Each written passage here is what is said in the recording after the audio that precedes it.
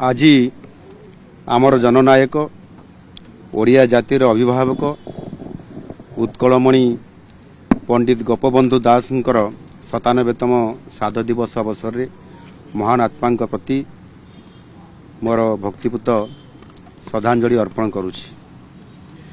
उत्कलमणि गोपबंधु दास केवल जड़े स्वाधीनता संग्रामी नथिले, से थिले जड़े दूरदृष्टि संपन्न सामाजिक संस्कारक एवं ओडिशार जनतांकर पाई आशार आलोक।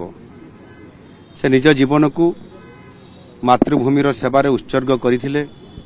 से भारतीय स्वाधीनता आंदोलन रे एक गुरुत्वपूर्ण भूमिका निर्वाह करथिले।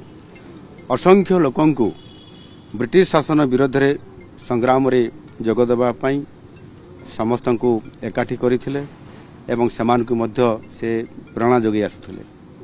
से ओडिशार जनतांकर सामाजिक आर्थिक अवस्था प्रति गभीर भाव में चिंतित थिले।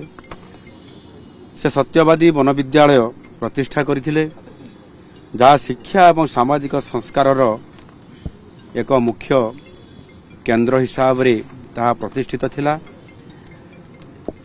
समाज नामक एक खबर कागज प्रतिष्ठा करथिले, जहाँ ओडिशार जनतांकर पई एक शक्तिशाली कंठस्वर पालटी थिला।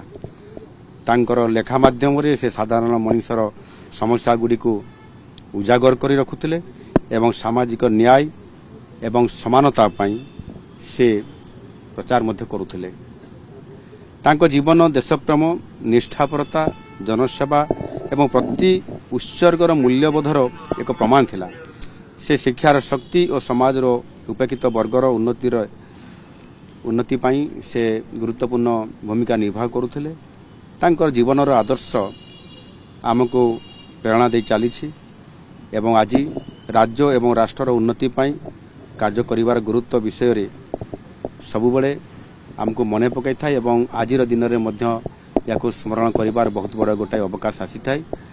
निश्चित भाव में तांकर प्रेरणा, तांकर विचारधारा एवं सेवा मनोभाव याको आधार करी आज मध्य आम सरकार ये समस्त विचारधारा को पाथई करी आज ओडिशा को समृद्ध ओडिशा करिबा पई, विकसित ओडिशा करिबा पई आमे स्वतंत्र भाव रे आम सरकार मध्य काम करी चली एवं निश्चित भाव में आगामी दिन में ओडिशा गोपबंधुंकर नीति एवं आदर्श को आधार करी निश्चित भाव में ओडिशा को समृद्ध करिबा ये प्रकार बड़ संकल्प नहीं आज आम सरकार तांको पई एवं तांको आदर्श पई ओडिशार जनसाधारण पई आमे काम करी चली।